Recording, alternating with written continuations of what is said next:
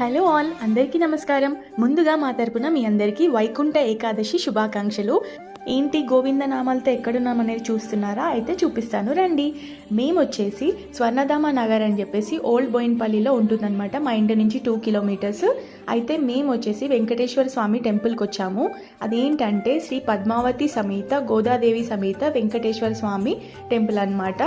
So మేము ఇక్కడ దర్శనం చేసుకోవడానికి అని చెప్పేసి వచ్చాము, వైకుంఠ ఏకాదశి అని చెప్పేసి.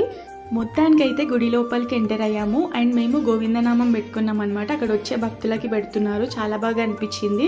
అండ్ గుడి లోపలికి ఎంటర్ అయ్యాక మీకు ఇక్కడ కనిపిస్తుంది కదా, అక్కడ స్వామివారు ఉంటారనమాట. కాకపోతే ఏంటంటే గుడి లోపల వీడియోస్ తీయనేలేదు కాబట్టి నేను బయట తీసాను అనమాట. సో ఇక్కడ మనకు కనబడుతుంది ఉత్తర ద్వార దర్శనం అనేది.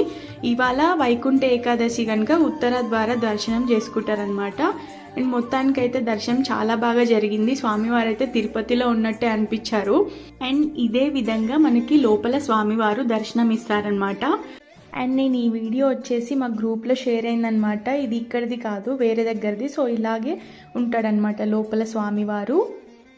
అక్కడ 1,00,000 పుష్పార్చన కూడా జరుగుతుంది. చాలా బాగా అనిపించింది అనమాట.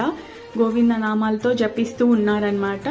అండ్ చూసారు కదా వెంకటేశ్వర స్వామి ఎంత అందంగా ఉన్నారో శంకు చక్ర గదాలతోని.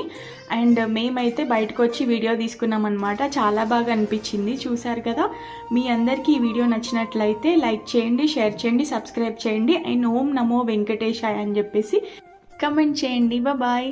గోవిందా గోవిందా.